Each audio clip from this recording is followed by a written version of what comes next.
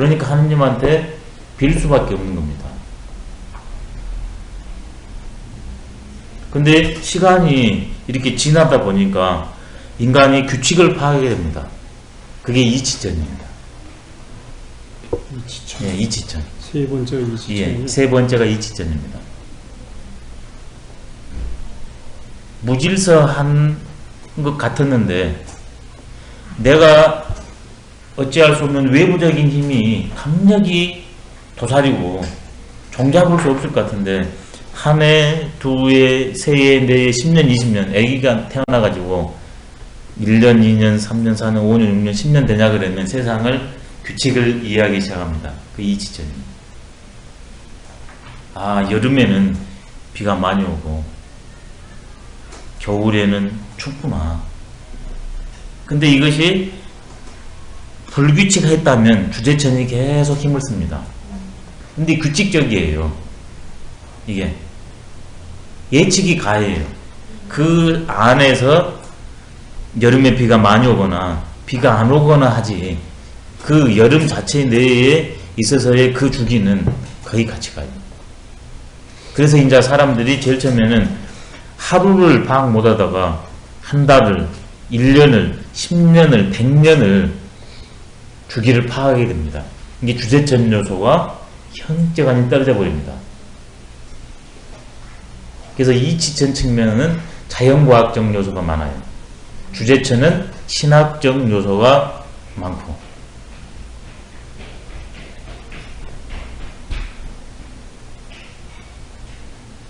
그러니까 이 이치를 이해함에 통해서 사람이 생사, 기륭, 화백의 문제에 있어서 내 스스로 그 이치에 합당하면 길과 복이 생하게 되고 살게 되고 내가 그 이치에 어긋나 버리면 외부적인 존재가 주제자가 나를 화하게 하거나 그 다음에 흉하게 하거나 죽게 할 수 없다는 걸 알아요. 이제는 내가 마음대로 할 수 없다고 여겼는데 근데 이치의 특징은 뭐냐면 내가 이렇게 규칙의 질서의 도에 맞춰서 살면 이렇게 되는 부분도 있다는 걸 알지만 내가 마음대로 할 수 없다는 사실도 같이 아는 게 이치천이에요. 이게 주제적 요소가 녹아들어 있어요. 그 중에서도 주제적 요소는 녹아 있는데 그것을 힘을 완전히 약화시키고 자율적 측면을 강조합니다. 그게 이치천의 특징이에요.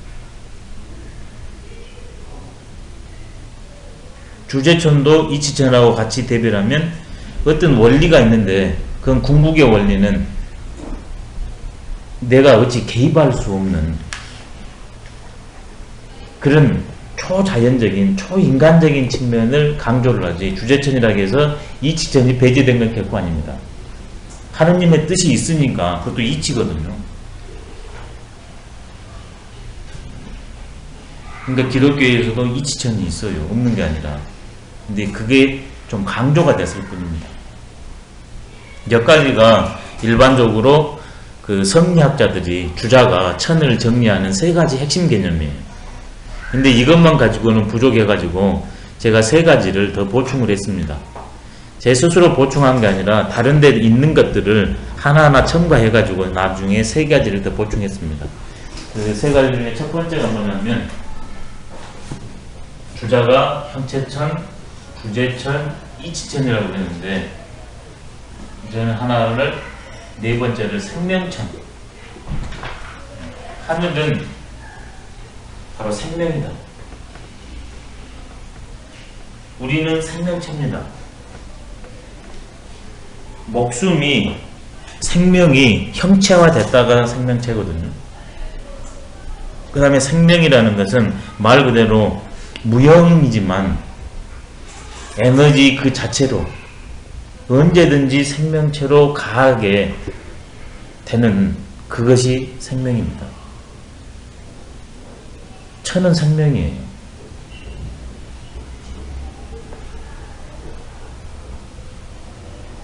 그것이 원리에 의해서 그건 나중에 설명드리겠습니다. 동양에서는 어떤 식으로 생명이 생명체화하게 되는가 그걸 설명드릴게요.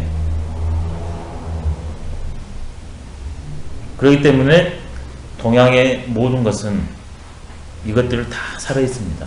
현대과학에서는 생물과 무생물을 나누지 않습니까? 그래서 이런 것들은 살아있고 이런 것들은 다 죽어있다고 그러거든요. 근데 천 개념을 봤을 때 이것도 살아있어요. 다. 모든 건 다 살아있습니다. 예를 들어서 현미경으로 이걸 봐보세요. 육안으로 봤으면 우리는 이것은 살아있다고 분명히 말하고 이건 죽어있다고 인간적 관점에서 말하지만 현미경으로 봤을 때 이 안에 미생물들이 온통 살아있습니다. 이게 살아있어요 지금. 육안으로 보니까 그렇죠. 육안으로 본 게 형체체냐. 심안으로 보는 게 살아있어요. 이 생명입니다. 지금 자연과학에서 예전에는 거시, 형체, 거시 세계를 관찰하다가 그게 바로 만원경입니다. 만원경. 예, 만원경. 예전에는 자연에 철저히 순응할 수밖에 없었기 때문에 사람이 육안과 심안을 동시에 활용했어요. 근데 사람이 채취와 수렵을 거쳐가지고 인간이 나름의 자연에 의해서 규칙을 파악하고 스스로 생존력을 확보한 게 정착사회지 않습니까? 농경사회, 그 다음에 가축을 집에서 기르는 것. 그럼으로 인해 가지고 사람들이 심한이 죽어나가요. 육안은 계속 넓힙니다. 그 육안의 가장 극대화가 만원경입니다. 그래가지고 이 지구 너머에 있는 세계까지 이렇게 확인하게 되거든요. 근데 계속 바뀌어요. 형체로 파악한 겁니다. 근데 상대적으로 이 밖을 크게 볼 수 있는 것을 거꾸로 돌려보는 게 현미경이거든요. 심한이 열리는 겁니다.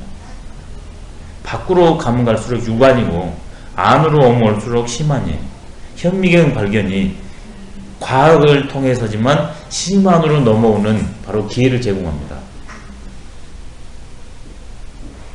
물론 만원경도 우주의 비밀을 읽어내니까 심한이라고 할 수 있는데 현미경에 비하면 그것은 육안입니다. 그래 이런 것들이 죽어있다고 생각했는데 현미경이 발견되니까 다 살아있어요. 근데 동양 사람은 예전부터 천은 생이다 딱 그래버리거든요. 그 증거가 뭐냐면 주역에 보면 천지 대덕할 생이라고 그런 말이 있습니다.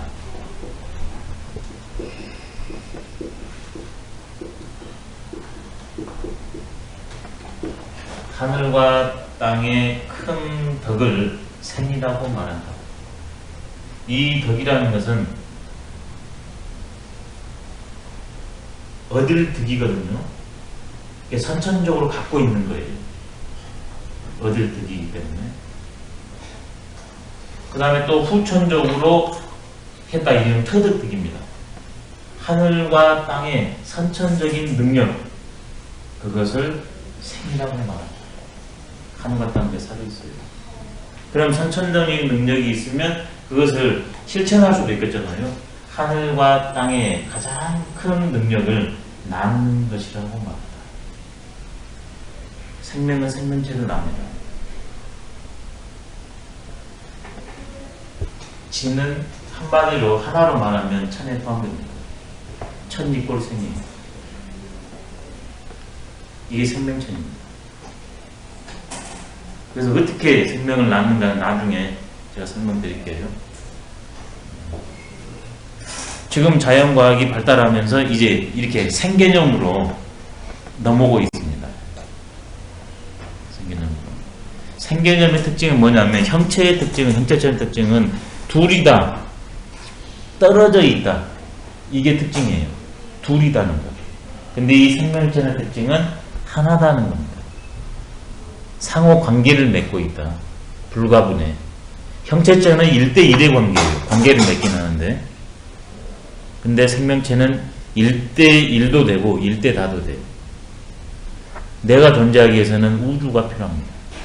모든 존재가 있어야만이 내가 존재해요. 예전에 형체체는 뭐냐면 저거하고 나하고 상관이 없어요. 저거 없어도 나는 존재해요. 근데 생명천에서는 이것이 없으면 제가 존재를 못해요. 크고 작은 것이 둘이 아닙니다. 똑같아요. 형체는 양의 세계고 생명은 질의 세계예요. 질로 모든 것이 다 같습니다.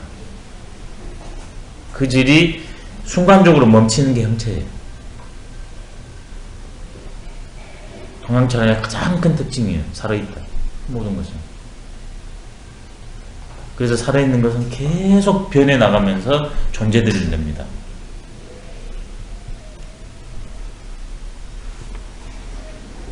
그래서 동양에서는 고정불변한 것이 없다 저거든요. 왜?